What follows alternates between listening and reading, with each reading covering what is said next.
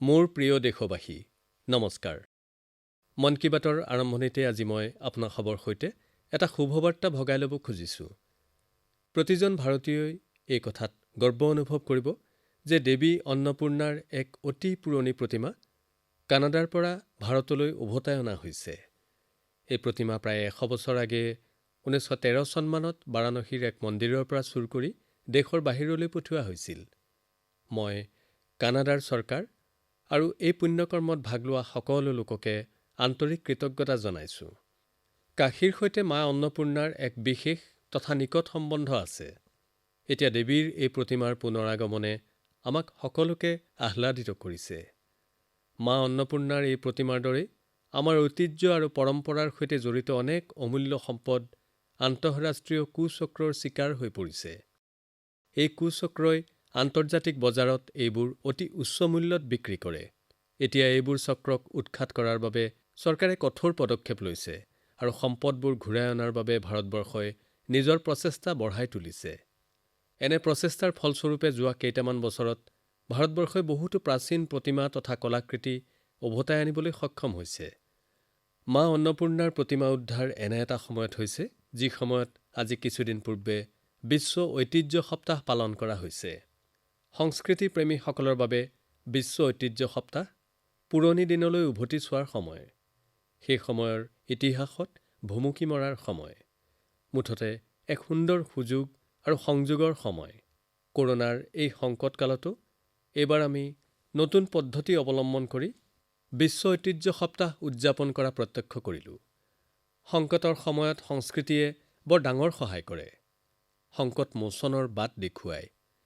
প্ৰযুক্তিবিদ্যাৰ মাধ্যমেৰে কলা সংস্কৃতিয়ে এক প্ৰকাৰ আৱেগিক সঞ্জীৱনৰ সৃষ্টি কৰে। আজি দেশৰ বহুতো যাদুঘৰ আৰু পুথিভঁৰালে নিজৰ সকলো কাৰ্য ডিজিটেল পদ্ধতিৰে সম্পন্ন কৰাৰ প্ৰচেষ্টা হাতত লৈছে।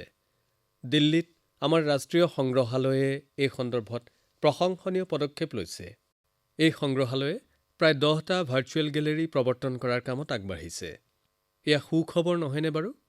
আপুনি এতিয়া নিজৰ ঘৰতে বহি দিল্লীৰ ৰাষ্ট্ৰীয় সংগ্ৰহালয়ত থকা এই গেলেৰীসমূহ ভ্ৰমণ কৰিব পাৰিব। যেনেকৈ এটা বা ততোধিক সাংস্কৃতিক ঐতিহ্যক প্ৰযুক্তিবিদ্যাৰ প্ৰয়োগেৰে অধিক লোকৰ মাজলৈ লৈ যোৱাটো সম্ভৱ হৈছে, সেইদৰে তেনেবোৰ সম্পদৰ সংৰক্ষণৰ ক্ষেত্ৰতো প্ৰযুক্তিবিদ্যাই উল্লেখনীয় ভূমিকা লৈছে। অলপতে এটা আকৰ্ষণীয় প্ৰকল্পৰ কথা পঢ়িছিলোঁ। নৰৱেৰ উত্তৰে স্বালবাৰ্ড নামৰ এটা দ্বীপ আছে। এই দ্বীপতে আৰ্কটিক ৱৰ্ল্ড আৰ্কাইভ নামৰ এটা প্ৰকল্প নিৰ্মাণ কৰা হৈছে। এই আৰ্কাইভত বহুমূলীয়া হেৰিটেজ ডেটা এনেদৰে সংৰক্ষিত কৰি ৰখা হৈছে যাতে এইবোৰ কোনো ধৰণৰ প্ৰাকৃতিক কিংবা মানৱসৃষ্ট দুৰ্ঘটনাৰ চিকাৰ হ'ব নোৱাৰে। অলপতে এই কথাও জানিব পৰা গৈছে যে অজন্তা গুহাসমূহৰ কলাকৃতিসমূহকো ডিজিটাইজ কৰাৰ বাবে এই প্ৰকল্পৰ সহায় লোৱা হৈছে। ইয়াত অজন্তা গুহাসমূহৰ সম্পূৰ্ণ ছবি চাবলৈ পোৱা যাব। ইয়াত ডিজিটেলাইজড আৰু ৰেষ্টৰ্ড পেইণ্টিংছৰ লগতে সংশ্লিষ্ট দলিল আৰু উক্তিসমূহো সন্নিৱিষ্ট হ'ব। বন্ধুসকল, মহামাৰীয়ে যেনেদৰে আমাৰ কাম কৰাৰ পদ্ধতিৰ পৰিৱৰ্তন সাধিলে, তেনেদৰে প্ৰকৃতিক নতুন দৃষ্টিৰে চাবলৈও শিকালে। প্ৰকৃতিক উপলব্ধি কৰাৰো মানসিকতা সলনি হৈ পৰিল। বৰ্তমান আমি শীতকালৰ সন্মুখীন হৈছোঁ হওক। আমি এতিয়া প্ৰকৃতিৰ বিভিন্ন ৰূপ দেখিবলৈ পাম হওক। যোৱা কিছুদিনৰ পৰা ইণ্টাৰনেটত চেৰী ব্লছমৰ ছবি ভাইৰেল হৈ পৰিছে। আপুনি হয়তো ভাবিছে যে মই জাপানৰ প্ৰসিদ্ধ চেৰী ব্লছমৰ কথা কৈ আছোঁ। কিন্তু নহয়, এয়া জাপানৰ আলোকচিত্ৰ নহয়। এয়া হৈছে আমাৰ মেঘালয়ৰ শ্বিলঙৰ ছবি। মেঘালয়ৰ সৌন্দৰ্য এই চেৰী ব্লছমে যেন আৰু বঢ়াই তুলিছে। বন্ধুসকল, চলিত মাহৰ 12 তাৰিখৰ পৰা ডক্টৰ ছেলিম আলী মহোদয়ৰ 125 সংখ্যক জয়ন্তী উদযাপন সমাৰোহ আৰম্ভ হৈছে। ডক্টৰ ছেলিমে পক্ষী নিৰীক্ষণৰ ক্ষেত্ৰত উল্লেখনীয় কাম কৰিছিল। বিশ্বৰ বিভিন্ন দেশৰ পক্ষীপ্ৰেমীক ভাৰতবৰ্ষলৈ আনিবলৈ প্ৰচেষ্টা চলাইছিল। মই সৰ্বদাই পক্ষী নিৰীক্ষকসকলৰ প্ৰশংসক। বহু ধৈৰ্যৰ সৈতে তেওঁলোকে ঘণ্টাৰ পিছত ঘণ্টা ধৰি পুৱাৰ পৰা গধূলিলৈকে প্ৰকৃতিৰ অপূৰ্ব নয়নাভিৰাম দৃশ্য উপভোগ কৰে আৰু নিজৰ জ্ঞান সমাজত বিলায়। ভাৰততো বহুত বাৰ্ড ৱাচিং ছ'চাইটি সক্ৰিয় হৈ আছে। আশা কৰোঁ আপোনালোকো এই কাৰ্যৰ সৈতে জড়িত হৈ পৰিব। এই ব্যস্ততাপূৰ্ণ জীৱনত মোৰো যোৱা কিছুদিনত কেৱড়িয়াত পক্ষীকুলৰ মাজত সময় কটোৱাৰ স্মৰণীয় সুযোগ লাভ কৰাৰ সৌভাগ্য হৈছিল। চৰাই চিৰিকটিৰ মাজত কটোৱা সময়ে আপোনাক প্ৰকৃতিৰ সৈতে একাত্ম হোৱাৰ সুযোগ প্ৰদান কৰিব আৰু পাৰিপাৰ্শ্বিকতাৰ প্ৰতিও সজাগ কৰি তুলিব। মোৰ প্ৰিয় দেশবাসী, ভাৰতৰ সংস্কৃতি আৰু শাস্ত্ৰ সৰ্বদাই সমগ্ৰ বিশ্বৰ বাবে আকৰ্ষণৰ কেন্দ্ৰবিন্দু হৈ আছে। বহুতো লোক গৱেষণাৰ বাবে ভাৰতবৰ্ষলৈ আহে আৰু আমাৰ দেশৰ মায়াত বন্দী হৈ ইয়াতেই থাকি যায়। কোনোৱে আকৌ নিজৰ দেশলৈ ঘূৰি গৈ আমাৰ সংস্কৃতিৰ বাহক হৈ পৰে। মই জোনাছ মেচেটীৰ কাৰ্যপদ্ধতিৰ বিষয়ে জানিবলৈ সুযোগ পাইছিলোঁ, যাক বিশ্বনাথ নামেৰে জনা যায়। জোনাছে ব্ৰাজিলত মানুহৰ মাজত বেদান্ত দৰ্শন আৰু গীতাৰ মৰ্মাৰ্থ প্ৰচাৰ কৰে। তেওঁ বিশ্ববিদ্যা নামৰ এটা সংস্থা সঞ্চালন কৰে, যি সংস্থা ৰিঅ' ডি জেনেইৰোৰ পৰা কেইঘণ্টামানৰ দূৰত্বত পেট্ৰপলিছ নামৰ পাহাৰত অৱস্থিত। জোনাছ মেকানিকেল ইঞ্জিনিয়াৰিং পাঠ্যক্ৰম সমাপ্ত কৰাৰ পিছত ষ্টক মাৰ্কেটত নিজৰ কোম্পানীৰ কামত ৰত আছিল। পাছলৈ তেওঁ ভাৰতীয় সংস্কৃতি, বিশেষকৈ বেদান্ত দৰ্শনৰ প্ৰতি আকৃষ্ট হৈ পৰিল। ষ্টকৰ পৰা আৰম্ভ কৰি স্পিৰিচুৱেলিটিলৈকে কৰা তেওঁৰ যাত্ৰা বাস্তৱিকতে এক দীঘলীয়া যাত্ৰা আছিল। জোনাছ ভাৰতত বেদান্ত দৰ্শনৰ অধ্যয়ন কৰি কইম্বাটুৰৰ আৰ্য বিদ্যা গুৰুকুলত আছিল। জোনাছৰ আৰু এক বিশেষত্ব আছে।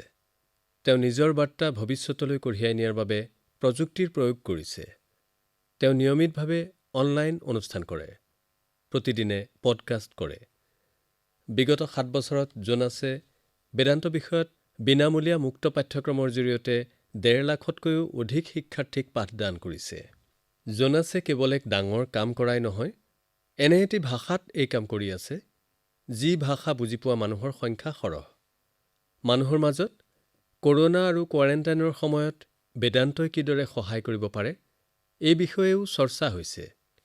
মন কী বাতৰ জৰিয়তে মই জোনাছক তেওঁৰ এই প্ৰয়াসৰ বাবে ধন্যবাদ জ্ঞাপন কৰিছোঁ আৰু ভৱিষ্যতে তেওঁৰ দ্বাৰা হ'বলগীয়া এনে প্ৰকল্পৰ বাবে শুভকামনা জনাইছোঁ। বন্ধুসকল, এতিয়া অন্য এক খবৰে আপোনালোকৰ নিশ্চয় দৃষ্টি আকৰ্ষণ কৰিছে। নিউজিলেণ্ডত নৱনিৰ্বাচিত MP ডক্টৰ গৌৰৱ শৰ্মাই বিশ্বৰ প্ৰাচীন ভাষা সংস্কৃতত তেওঁৰ শপত বাক্য পাঠ কৰে। এজন ভাৰতীয় হিচাপে ভাৰতীয় সংস্কৃতিৰ এনে প্ৰসাৰৰ বাবে আমি গৌৰৱবোধ কৰিছোঁ। মন কী বাতৰ জৰিয়তে মই গৌৰৱ শৰ্মা ডাঙৰীয়াক শুভকামনা জনাইছোঁ। আশা কৰোঁ তেওঁ নিউজিলেণ্ডৰ লোকসকলৰ সেৱাৰ ক্ষেত্ৰত এক নতুন অভিজ্ঞতা আহৰণ কৰিব।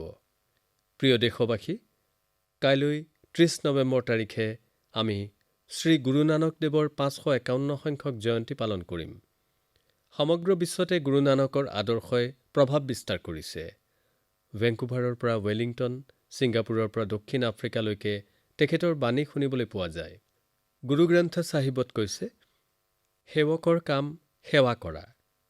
বিগত কিছু বছৰত এজন সেৱক হিচাপে আমিও বহুখিনি কৰাৰ সুযোগ পালোঁ। গুৰু নানক দেৱৰ ৫৫০ সংখ্যক জয়ন্তী, শ্ৰী গুৰু গোবিন্দ সিংজীৰ ৩৫০ সংখ্যক জয়ন্তী, অহা বছৰত শ্ৰী গুৰু টেগ বাহাদুৰজীৰ ৪০০ বছৰীয়া জয়ন্তী। মই অনুভৱ কৰোঁ, এয়া গুৰু চাহেবৰে কৃপা যে তেখেতে নিজ কৰ্মৰ লগত মোক জড়িত কৰিলে। বন্ধুসকল, আপোনালোকে জানেনে যে কচ্ছত এক গুৰুদ্বাৰ আছে, লখপত গুৰুদ্বাৰ চাহিব। শ্ৰী গুৰু নানকজীয়ে লখপত গুৰুদ্বাৰা চাহিবত জিৰণি লৈছিল। ২০০১ চনৰ ভূমিকম্পত এই গুৰুদ্বাৰ ক্ষতিৰ সন্মুখীন হৈছিল। এয়া গুৰু চাহিবৰে কৃপা যে মই ইয়াৰ মেৰামতি কৰিব পাৰিলোঁ। কেৱল গুৰুদ্বাৰৰ মেৰামতিয়েই নহয়, ইয়াৰ গৌৰৱো পুনৰ স্থাপন কৰা হ'ল। আমি সকলোৱে গুৰু চাহিবৰ আশীৰ্বাদ পালোঁ। লখপত গুৰুদ্বাৰৰ এই সংৰক্ষণৰ প্ৰয়াসৰ বাবেই ২০০৪ চনত UNESCO Asia Pacific heritage award আৰু এৱাৰ্ড অৱ ডিষ্টিংশ্যন প্ৰদান কৰা হ'ল। মেৰামতিৰ সময়ত শিল্পৰ সৈতে জড়িত কাৰুকাৰ্যৰ প্ৰতি চকু দিয়াৰ লগতে গুৰুদ্বাৰ পুনৰ নিৰ্মাণ কাৰ্যত শিখ সম্প্ৰদায়ৰ লোকসকলৰ সক্ৰিয় অংশগ্ৰহণ আদি কাৰ্যই বঁটা প্ৰদানৰ জৰুৰী দৃষ্টি আকৰ্ষণ কৰিছিল। মই মুখ্যমন্ত্ৰী নহওঁতেই লখপত গুৰুদ্বাৰ দৰ্শনৰ সৌভাগ্য হৈছিল। মই সেই স্থান পৰিদৰ্শন কৰি অসীম শক্তি লাভ কৰোঁ। এই গুৰুদ্বাৰ দৰ্শন কৰি সকলো ধন্য হয়। মই কৃতজ্ঞ যে গুৰু চাহিবে মোক সেৱা কৰাৰ সুযোগ দিছে। যোৱা বছৰ নৱেম্বৰত কৰ্টাৰপুৰ চাহিব কৰিডৰৰ শুভ উদ্বোধন এক ঐতিহাসিক ঘটনা। এয়া মই ওৰেটো জীৱন মোৰ হৃদয়ত সজাই থ'ম। আমাৰ এই সৌভাগ্য যে শ্ৰী দৰবাৰ চাহিবৰ সেৱাৰ সুযোগ পালোঁ। বিদেশত বাস কৰা শিখ ভাই ভনীৰ বাবে এতিয়া দৰবাৰ চাহিবৰ সেৱাৰ নিমিত্তে ৰাশি প্ৰেৰণ কৰা সহজ হৈ পৰিল। এই পদক্ষেপৰ বাবেই বিশ্বৰ ভক্তসকলৰ বাবে দৰবাৰ চাহিব একেবাৰে ওচৰৰ হৈ পৰিল। বন্ধুসকল, গুৰু নানকজীয়ে লংগৰ পৰম্পৰাৰ প্ৰচলন কৰিছিল আৰু আজি আমি দেখিছোঁ সমগ্ৰ বিশ্বত শিখ সম্প্ৰদায়ে কৰোনাৰ সময়ছোৱাত কিদৰে বিভিন্নজনক খাদ্যৰ যোগান ধৰি এই পৰম্পৰা অব্যাহত ৰাখিছে। মানৱৰ সেৱাৰ এই পৰম্পৰাই আমাক সদায়ে প্ৰেৰণা যোগাব। মই কামনা কৰোঁ যেন আমি সকলোৱেই সেৱকৰ দৰে কাম কৰি যাওঁ হওক। গুৰু চাহিবে মোৰ লগতে দেশবাসীৰ পৰা এনে সেৱা লাভ কৰি থাকক। পুনৰ এবাৰ গুৰু নানক জয়ন্তী উপলক্ষে শুভকামনা। প্ৰিয় দেশবাসী, বিগত দিনত দেশৰ বিভিন্ন বিশ্ববিদ্যালয়ৰ ছাত্ৰ ছাত্ৰীৰ সৈতে তেওঁলোকৰ শিক্ষা জীৱনৰ গুৰুত্বপূৰ্ণ অনুষ্ঠানত অংশগ্ৰহণৰ সুবিধা পাইছোঁ। প্ৰযুক্তিৰ জৰিয়তে মই IIT গুৱাহাটী, IIT দিল্লী, গান্ধীনগৰৰ দীনদয়াল পেট্ৰলিয়াম বিশ্ববিদ্যালয়, দিল্লীৰ JNU, মাইসূৰ বিশ্ববিদ্যালয় আৰু লক্ষ্ণৌ বিশ্ববিদ্যালয়ৰ শিক্ষাৰ্থীসকলৰ সৈতে সংযুক্ত হোৱাৰ সুবিধা পাইছোঁ। দেশৰ যুৱকসকলৰ সৈতে এনেদৰে পাৰ কৰা সময়ে মোক সজীৱ আৰু শক্তিমন্ত কৰি তোলে। বিশ্ববিদ্যালয়ৰ পৰিসৰ এখন সৰু ভাৰতবৰ্ষৰ দৰে। এই অনুষ্ঠানসমূহৰ চাৰিসীমাৰ ভিতৰত ভাৰতৰ বৈচিত্ৰ্য দৰ্শনৰ লগতে নতুন ভাৰতৰ বাবে এক উৎসাহ দেখা যায়। কৰোনাৰ পূৰ্বে মই যেতিয়া শিক্ষানুষ্ঠানৰ এনে অনুষ্ঠানত অংশ লৈছিলোঁ, তেতিয়া বিচাৰিছিলোঁ ওচৰ-পাজৰৰ স্কুলৰ দুখীয়া ছাত্ৰ-ছাত্ৰীকো যাতে এনে অনুষ্ঠানলৈ আমন্ত্ৰণ জনোৱা হয়। এনে ল'ৰা-ছোৱালী এই অনুষ্ঠানসমূহলৈ মোৰ বিশেষ অতিথি হিচাপে আমন্ত্ৰিত হৈছিল। এটি শিশুৱে সেই অনুষ্ঠানত কোনো যুৱকক চিকিৎসক, অভিযন্তা অথবা বিজ্ঞানী হোৱা দেখিছিল, কাৰোবাক পদক লোৱা দেখিছিল আৰু তেওঁৰ মনতো সপোন জাগিছিল। ময়ো কৰিব পাৰোঁ, এই আত্মবিশ্বাস জন্মিছিল, সংকল্পৰ বাবে প্ৰেৰণা পাইছিল। বন্ধুসকল, মই এয়াও জানিব বিচাৰোঁ, সেই শিক্ষানুষ্ঠানসমূহৰ প্ৰাক্তন ছাত্ৰসকল কোন? সেই প্ৰাক্তন ছাত্ৰসকলৰ নেটৱৰ্ক কিমান সক্ৰিয়? মোৰ তৰুণ বন্ধুসকল, আপোনালোক কোনো শিক্ষানুষ্ঠানত অধ্যয়ন কৰি থকা সময়ত তাৰ ছাত্ৰ-ছাত্ৰী হৈ থাকে, কিন্তু জীৱনজুৰি সেই অনুষ্ঠানৰ প্ৰাক্তন বিদ্যাৰ্থী হিচাপে পৰিচিত হয়। বিদ্যালয় বা মহাবিদ্যালয়ৰ পৰা ওলাই অহাৰ পিছতো দুটা সম্পৰ্ক অটুট থাকে। এটা হৈছে শিক্ষা লাভৰ প্ৰভাৱ আৰু দ্বিতীয়টো হৈছে সেই বিদ্যালয় বা মহাবিদ্যালয়ৰ সৈতে মানসিক সম্পৰ্ক। যেতিয়া দুগৰাকী প্ৰাক্তন বিদ্যাৰ্থীয়ে নিজৰ মাজত কথা পাতে, তেতিয়া কিতাপ-পত্ৰ অথবা অধ্যয়ন সম্পৰ্কীয় কথাতকৈ বিদ্যালয়ত একেলগে কটোৱা সময় আৰু বন্ধুবৰ্গৰ সোঁৱৰণীয়েহে কথা-বতৰাত প্ৰাধান্য লাভ কৰে। এই স্মৃতিয়েই জন্ম দিয়ে নিজৰ শিক্ষানুষ্ঠানৰ প্ৰতি কিবা এটা কৰাৰ মনোভাৱ। যি অনুষ্ঠানত আপোনাৰ ব্যক্তিত্বই বিকাশ লাভ কৰিছিল, তাৰ উন্নয়ন আৰু বিকাশৰ বাবে কিবা কৰিব পৰাটো পৰম সুখদায়ক অনুভৱ। মই এনে কিছু প্ৰচেষ্টাৰ বিষয়ে পঢ়িছোঁ, য'ত প্ৰাক্তন বিদ্যাৰ্থীয়ে নিজৰ পুৰণি শিক্ষানুষ্ঠান আটোমটোকাৰিকৈ গঢ়ি তুলিছে। আজিকালি প্ৰাক্তন বিদ্যাৰ্থীসকল এই বিষয়লৈ অতি সক্ৰিয় হোৱা দেখা যায়। IITৰ প্ৰাক্তন ছাত্ৰ-ছাত্ৰীসকলে নিজৰ নিজৰ শিক্ষানুষ্ঠানসমূহক conference centre, management centre, incubation centre আদি বিভিন্ন ব্যৱস্থাৰে সমৃদ্ধ কৰিছে। এইবোৰ ব্যৱস্থাই বৰ্তমানৰ ছাত্ৰ-ছাত্ৰীসকলৰ শৈক্ষিক অভিজ্ঞতা বহু উন্নত কৰি তুলিছে। দিল্লী IITত এটি এণ্ড'মেণ্ট ফাণ্ডৰ আৰম্ভণি কৰা হৈছে। এয়া সুন্দৰ ধাৰণা। বিশ্বৰ আগশাৰীৰ বিশ্ববিদ্যালয়সমূহত এই ধৰণৰ এণ্ড'মেণ্টৰ সংস্কৃতি আছে, যাৰ পৰা ছাত্ৰ-ছাত্ৰীসকল যথেষ্ট উপকৃত হয়। মই ভাবোঁ যে ভাৰতীয় বিশ্ববিদ্যালয়সমূহো এই সংস্কৃতিক আনুষ্ঠানিকতা প্ৰদান কৰিবলৈ সক্ষম। যেতিয়া কিবা প্ৰতিদান দিয়াৰ প্ৰশ্ন উঠে, তাত সৰু বা ডাঙৰ আদি প্ৰশ্নৰ অৱতাৰণা নহয়, অতি ক্ষুদ্ৰ ক্ষুদ্ৰ অৱদানৰো অৰ্থ থাকে। এই দিশত সকলো প্ৰচেষ্টাই গুৰুত্বপূৰ্ণ। প্ৰায় ক্ষেত্ৰতে পূৰ্বৰ বিদ্যাৰ্থীসকলে নিজ নিজ শিক্ষানুষ্ঠানত প্ৰযুক্তি উন্নয়ন, গৃহ নিৰ্মাণ, পুৰস্কাৰ আৰু জলপানী প্ৰদান, কৌশল বিকাশ আদি কাৰ্যসূচী আৰম্ভ কৰিছে। কোনো বিদ্যালয়ৰ প্ৰাক্তন ছাত্ৰসকলৰ সংগঠনে বিদ্যালয়সমূহত মানসিক উৎকৰ্ষ সাধন কাৰ্যসূচী গ্ৰহণ কৰিছে। এইবোৰে ভিন ভিন বৰ্ষ আৰু শাখাৰ ছাত্ৰ-ছাত্ৰীক দিক নিৰ্দেশন কৰে। লগতে বিভিন্ন ক্ষেত্ৰৰ শিক্ষাৰ ভৱিষ্যত সম্ভাৱনা সম্পৰ্কেও ইয়াত আলোচনা কৰা হয়। বিশেষকৈ আৱাসিক বিদ্যালয়সমূহৰ প্ৰাক্তন বিদ্যাৰ্থীৰ সংঘসমূহ অতি শক্তিশালী। এনে সংঘসমূহে ক্ৰীড়া প্ৰতিযোগিতা আৰু সমাজ সেৱামূলক অনুষ্ঠানৰ আয়োজন কৰা দেখা গৈছে। মই প্ৰাক্তন বিদ্যাৰ্থীসকলক অনুৰোধ কৰিছোঁ, তেওঁলোকে যাতে তেওঁলোকৰ পূৰ্বৰ শিক্ষানুষ্ঠানসমূহৰ সৈতে সম্পৰ্ক সুদৃঢ় কৰি তোলে। সেয়া বিদ্যালয়, মহাবিদ্যালয় অথবা বিশ্ববিদ্যালয় যিয়েই নহওক লাগে।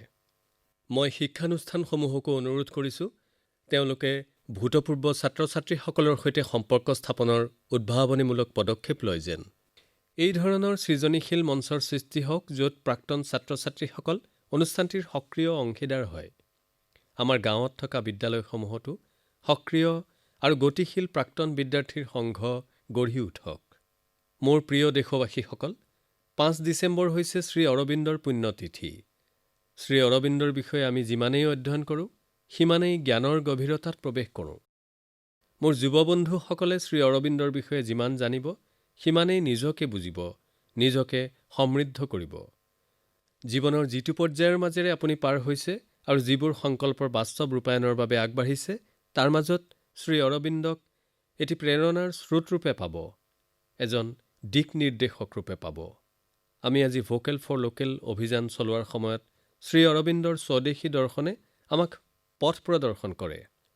বাংলা ভাষাত এটি উচ্চ প্ৰভাৱশালী কবিতা আছে যাৰ ভাৱাৰ্থ হৈছে, আমাৰ দেশলৈ বেজী আৰু জুইশলা পৰ্যন্ত বিলাতী জাহাজেৰে আহে। খাওঁতে শুওঁতে সকলো কথাতে আমাৰ লোকসকল স্বাধীন নহয়। তেখেতে কৈছিল যে স্বদেশীৰ অৰ্থ হৈছে ভাৰতীয় শ্ৰমিক আৰু কাৰিকৰৰ উৎপাদিত সামগ্ৰীক জীৱনত প্ৰাথমিকতা দিয়া। এনে নহয় যে শ্ৰী অৰবিন্দই বিদেশৰ কোনো কথাকেই শিক্ষাৰূপে লোৱাৰ বিৰোধী আছিল। য'তেই কোনো নতুন উদ্ভাৱন হৈছে তাৰ পৰা আমি শিকনি লওঁ আৰু আমাৰ দেশৰ প্ৰগতিৰ বাবে কামত লগা সকলো কথাতে আমি সহযোগ কৰোঁ। এয়াই হৈছে আত্মনিৰ্ভৰ ভাৰত অভিযানৰ ভোকেল ফৰ লোকেল মন্ত্ৰৰ অন্তৰ্নিহিত ভাৱনা। বিশেষকৈ স্বদেশী বস্তুৰ ব্যৱহাৰৰ বিষয়ে তেখেতে যিখিনি কৈ থৈ গৈছে সেয়া সকলো দেশবাসীয়ে পঢ়া উচিত। বন্ধুসকল, শিক্ষা সম্পৰ্কেও শ্ৰী অৰবিন্দৰ অভিমত অতি স্পষ্ট। তেখেতে শিক্ষাৰ মূল্য মাথো কিতাপৰ জ্ঞান, ডিগ্ৰী আৰু এটি জীৱিকাৰ মাজতে আবদ্ধ বুলি ভবা নাছিল। তেখেতে কৈছিল যে আমাৰ ৰাষ্ট্ৰীয় শিক্ষা আমাৰ যুৱ প্ৰজন্মৰ হৃদয় আৰু মনৰ প্ৰশিক্ষণ হোৱা উচিত, অৰ্থাৎ মগজুৰ বিজ্ঞানসন্মত বিকাশ হোৱা উচিত আৰু হৃদয়ত ভাৰতীয় চিন্তাৰ উদ্ৰেক হোৱা উচিত। তেতিয়াহে এজন তৰুণ দেশৰ এগৰাকী উৎকৃষ্ট নাগৰিক হ'ব পাৰিব। শ্ৰী অৰবিন্দই ৰাষ্ট্ৰীয় শিক্ষা সম্পৰ্কে যি কৈছিল আৰু যি আশা কৰিছিল তাকেই আজি নতুন ৰাষ্ট্ৰীয় শিক্ষানীতিৰ জৰিয়তে কাৰ্যৰূপায়ণ কৰিবলৈ বিচৰা হৈছে। মোৰ প্ৰিয় দেশবাসীসকল, ভাৰতত কৃষি আৰু ইয়াৰ সৈতে জড়িত বিষয়সমূহত নতুন নতুন মাত্ৰা জড়িত হ'ব ধৰিছে। যোৱা কিছুদিন আগেয়ে হোৱা কৃষি ক্ষেত্ৰৰ সংস্কাৰৰ যোগেদি সম্ভাৱনাৰ নতুন দুৱাৰ মুকলি হৈছে। বহু বছৰ ধৰি কৃষকসকলে যি দাবী কৰি আহিছিল আৰু যিবোৰ পূৰণৰ বাবে সময়ে সময়ে বিভিন্ন ৰাজনৈতিক দলে প্ৰতিশ্ৰুতি দিছিল সেয়া পূৰণ কৰা হ'ল। বহু আলোচনা বিলোচনাৰ পিছত ভাৰতৰ সংসদে কৃষি সংস্কাৰৰ বাবে আইন প্ৰণয়ন কৰিছে। এই সংস্কাৰৰ দ্বাৰা কৃষকসকল মাথো বন্ধনমুক্তই হোৱা নাই, তেওঁলোকে নতুন অধিকাৰো লাভ কৰিছে। এই অধিকাৰে অতি কম সময়ৰ ভিতৰতে কৃষকসকলৰ সমস্যা লাঘৱ কৰা দেখা গৈছে। মহাৰাষ্ট্ৰৰ ধুলে জিলাৰ কৃষক জিতেন্দ্ৰ ভৈজীয়ে নতুন কৃষি আইন কিদৰে ব্যৱহাৰ কৰিছে সেয়া আপোনালোকে জনা উচিত। জিতেন্দ্ৰ ভৈজীয়ে মাকৈৰ খেতি কৰিছিল। তেওঁ উচিত মূল্যৰ বিনিময়ত ফচলখিনি বেপাৰীক বিক্ৰী কৰিবলৈ মনস্থ কৰিলে। ফচলখিনিৰ সৰ্বমুঠ মূল্য ৩,৩২,০০০ টকা নিৰূপিত হ'ল। জিতেন্দ্ৰ ভৈজীক ৫০,০০০ টকা আগধন ৰূপে দিয়া হ'ল। বাকী ধনৰাশি ১৫ দিনৰ অন্তত দিয়া হ'ব বুলি ঠিৰাং হ'ল। কিন্তু পাছলৈ বিৰূপ পৰিস্থিতি সৃষ্টি হোৱাৰ বাবে বাকী ধনৰাশি জিতেন্দ্ৰ ভৈজীয়ে লাভ নকৰিলে। কৃষকৰ পৰা ফচল ক্ৰয় কৰি মাহৰ পিছত মাহ জুৰি কৃষকক ধন পৰিশোধ নকৰাটো পৰম্পৰাত পৰিণত হৈছিল। একেদৰে জিতেন্দ্ৰ ভৈজীয়েও ৪ মাহ অপেক্ষা কৰাৰ পিছতো ফচলৰ বাবদ ধন লাভ নকৰিলে। যোৱা ছেপ্টেম্বৰ মাহত গৃহীত এই কৃষি আইনখনে এনে পৰিস্থিতিত জিতেন্দ্ৰ ভৈজীক সহায় কৰিলে। এই আইনখনৰ জৰিয়তে ফচল ক্ৰয় কৰাৰ ৩ দিনৰ ভিতৰতে কৃষকক মূল্য পৰিশোধ কৰাৰ ব্যৱস্থা কৰা হৈছে। অন্যথা কৃষকে অভিযোগ দাখিল কৰাৰ ব্যৱস্থাও আইনখনত দিয়া হৈছে। আইনখনত আৰু এটা ব্যৱস্থাও আছে, সেইটো হ'ল অঞ্চলটোৰ মহকুমাধিপতিগৰাকীয়ে এমাহৰ ভিতৰতে এনেধৰণৰ গোচৰ নিষ্পত্তি কৰিব লাগিব। কৃষকৰ সপক্ষে এনে এখন আইন থকাৰ পৰিপ্ৰেক্ষিতত জিতেন্দ্ৰ ভৈজীয়েও অভিযোগ দাখিল কৰিলে আৰু কেইদিনমানৰ ভিতৰতে ফলাফলো লাভ কৰিলে। তেওঁক দিবলৈ থকা ধনৰাশি তেওঁ লাভ কৰিবলৈ সক্ষম হ'ল। আইনখনৰ বিষয়ে সম্পূৰ্ণ জ্ঞাত আছিল বাবেই আইনখন জিতেন্দ্ৰ ভৈজীৰ শক্তিস্বৰূপ হৈ উঠিল। যিকোনো ক্ষেত্ৰতে বিভ্ৰান্তি আৰু উৰাবাতৰিক প্ৰশ্ৰয় নিদি যিকোনো বিষয়ৰ সম্যক জ্ঞান অৰ্জন প্ৰতিগৰাকী ব্যক্তিৰ বাবে এক শক্তিশালী অৱলম্বন হৈ উঠে। ৰাজস্থানৰ বাৰাং জিলাৰ মহম্মদ আসলামেও কৃষকৰ মাজত সচেতনতা বৃদ্ধিৰ বাবে এনেকুৱা এটা কামকে কৰি আছে। তেওঁ স্থানীয় কৃষক উৎপাদন সংঘ এটাৰ মুখ্য কাৰ্যবাহী বিষয়া। হয়, ঠিকেই শুনিছে আপোনালোকে, মুখ্য কাৰ্যবাহী বিষয়া। এতিয়া গাঁও অঞ্চলৰ কৃষক সংগঠনবোৰতো একোজন মুখ্য কাৰ্যবাহী বিষয়া থকা কথাটো শুনি নিশ্চয় আমাৰ ডাঙৰ ডাঙৰ কোম্পানীসমূহৰ মুখ্য কাৰ্যবাহী বিষয়াসকলেও সন্তোষ লাভ কৰিব। এইগৰাকী মহম্মদ আসলামে অনেক কৃষকক একগোট কৰি এটা হোৱাটছএপ গোট খুলিলে। এই গোটটোৰ মাধ্যমেৰে তেওঁ ওচৰ পাজৰৰ বজাৰত কি দৰ চলি আছে সেই বিষয়ে কৃষকসকলক অৱগত কৰায়। তেওঁৰ নিজস্ব কৃষক উৎপাদন সংস্থাটোৱেও কৃষকৰ পৰা ফচল ক্ৰয় কৰে। ফলত কৃষকসকলেও এটা সুচিন্তিত সিদ্ধান্ত ল'ব পাৰে। বন্ধুসকল, সজাগতা আছে যদি সজীৱতাও আছে। নিজৰ সচেতনতা আৰু সজাগতাৰে হেজাৰজনৰ জীৱনক প্ৰভাৱিত কৰা এনে এগৰাকী ব্যক্তি হ'ল কৃষি উদ্যমী শ্ৰী বীৰেন্দ্ৰ যাদৱ ডাঙৰীয়া। তেওঁ এসময়ত অষ্ট্ৰেলিয়াত আছিল। 2 বছৰ পূৰ্বে ভাৰতলৈ উভতি আহি বৰ্তমান হাৰিয়ানাৰ কেইথলত বাস কৰে। অন্যসকলৰ দৰে তেওঁৰ বাবেও খেতি চপোৱাৰ পাছৰ অৱশিষ্টসমূহে সমস্যাৰ সৃষ্টি কৰিলে। বহুতেই এইটো সমস্যা সমাধানৰ বাবে বিভিন্ন ধৰণে কাম কৰি আছে। কিন্তু আজিৰ মন কী বাতত মই বিশেষভাৱে বীৰেন্দ্ৰ যাদৱৰ বিষয়ে ক'ব খুজিছোঁ, কিয়নো এই সমস্যাটো সমাধানৰ বাবে তেওঁ কৰা প্ৰচেষ্টা একক আৰু অনন্য। ইয়াৰ বাবে তেওঁ কৃষি বিভাগৰ আৰ্থিক সাহায্যৰে এটা ষ্ট্ৰ বেইলাৰ মেচিন কিনিলে। মেচিনটোৰ সহায়ত তেওঁ ধানৰ নৰা আদি অৱশেষসমূহ ডাঙৰ ডাঙৰ মুঠা কৰি বান্ধিলে আৰু এগ্ৰ' এনাৰ্জি প্লেণ্ট আৰু কাগজ কলত এইবোৰ বিক্ৰী কৰাৰ ব্যৱস্থা কৰিলে। শুনি আচৰিত হ'ব যে 2 বছৰত তেওঁ সৰ্বমুঠ 2.5 কোটি টকাৰ ব্যৱসায় কৰিলে আৰু প্ৰায় 50 লাখ টকা লাভ কৰিবলৈ সক্ষম হ'ল। যিসকল খেতিয়কৰ পৰা বীৰেন্দ্ৰ যাদৱে ধানৰ নৰা আদি অৱশেষ ক্ৰয় কৰিলে সেই খেতিয়কসকলো আৰ্থিকভাৱে লাভান্বিত হ'ল। আৱৰ্জনাৰ পৰা সোণ উৎপাদন কৰাৰ কথা আমি শুনিছোঁ, কিন্তু ধানৰ নৰাৰ পৰা উদ্ভৱ হোৱা সমস্যাৰ সমাধান কৰি অৰ্থ আৰু পুণ্য দুয়োটাই লাভ কৰাটো সঁচাকৈয়ে এক অনন্য দৃষ্টান্ত। যুৱক যুৱতীসকলক, বিশেষকৈ কৃষি বিজ্ঞান অধ্যয়নৰত যুৱক যুৱতীসকলক মই ক'ব খোজোঁ, তেওঁলোকে যাতে গাঁৱলৈ গৈ কৃষকসকলক আধুনিক কৃষিৰ বিষয়ে জনায় আৰু লগতে কৃষি ক্ষেত্ৰত হোৱা আমূল পৰিৱৰ্তনৰ বিষয়েও কয় আৰু দেশখনত হোৱা এই পৰিৱৰ্তনৰ সমভাগী হয়। মোৰ প্ৰিয় দেশবাসী, মন কী বাত অনুষ্ঠানত আমি বিভিন্ন বিষয়ৰ আলোচনা কৰোঁ। কিন্তু এবছৰ পূৰ্ণ হোৱা এটা বিষয় আছে যিটোৰ উল্লেখ আমি আনন্দ সহকাৰে কৰিব নোখোজোঁ। বিশ্বত কৰোনাৰ প্ৰথমটো সংক্ৰমণৰ আজি প্ৰায় এবছৰেই হ'লহি। তেতিয়াৰ পৰা এতিয়ালৈ বিশ্বই অনেক উত্থান পতন দেখিলে। লকডাউনৰ অৱসান ঘটিল। এতিয়া প্ৰতিষেধকৰ গৱেষণা অব্যাহত আছে। কিন্তু কৰোনাৰ ক্ষেত্ৰত যিকোনো ধৰণৰ অসাৱধানতা এতিয়াও ঘাতক স্বৰূপ। কৰোনাৰ বিৰুদ্ধে আমাৰ এই যুদ্ধ আমি শক্তিশালী ৰূপত চলাই যাব লাগিব। বন্ধুসকল, অহা 6 ডিচেম্বৰৰ দিনা বাবা আম্বেদকাৰৰ স্মৃতি দিৱস। এই দিনটোত বাবা আম্বেদকাৰক শ্ৰদ্ধাঞ্জলি জনোৱাৰ লগতে দেশৰ বাবে আমাৰ সংকল্প আৰু সংবিধানে নাগৰিক ৰূপে আমাক প্ৰদান কৰা কৰ্তব্যসমূহৰ বিষয়েও আমি স্মৰণ কৰা উচিত। দেশৰ বিভিন্ন অঞ্চলত শীতৰ প্ৰকোপ বাঢ়িবলৈ লৈছে। নানা ঠাইত তুষাৰপাতো হৈছে। এই সময়ত আমি নিজে সাৱধানে থকাৰ লগতে শিশু আৰু বয়সস্থসকলৰ বিশেষ যত্ন লোৱা উচিত। এনে সময়ত ওচৰ পাজৰৰ অভাৱী লোকসকলৰ প্ৰতিও বিভিন্নজনে মন কাণ কৰা কথাটোৱে মোক আনন্দিত কৰি তোলে। অভাৱীজনক গৰম কাপোৰ আদি যোগান ধৰি বিভিন্নজনে সহায় কৰিছে। অসহায় জীৱ-জন্তুবোৰেও শীতকালত নানা অসুবিধা ভোগ কৰিব লগা হয়। জীৱ-জন্তুৰ সহায়ৰ বাবে বিভিন্নজন আগবাঢ়ি আহিছে। বিশেষকৈ আমাৰ যুৱচাম এনেধৰণৰ কাম-কাজত অতিশয় সক্ৰিয়ভাৱে জড়িত। বন্ধুসকল, অহা মন কী বাতত আমি যেতিয়া মিলিত হ'ম, বছৰটোৱে মেলানী মগাৰ ক্ষণ উপস্থিত হ'বহি। নতুন বিশ্বাস, নতুন আশাৰ সৈতে আমি আগবাঢ়িম। আপোনালোকৰ পৰামৰ্শ, আপোনালোকৰ ধাৰণা মোৰ সৈতে নিশ্চয় ভগাই ল'ব। সকলোকে অশেষ শুভকামনা জনাইছোঁ। আপোনালোক সুস্থ হৈ থাকক, দেশখনক লৈ সক্ৰিয় হৈ থাকক। অশেষ ধন্যবাদ।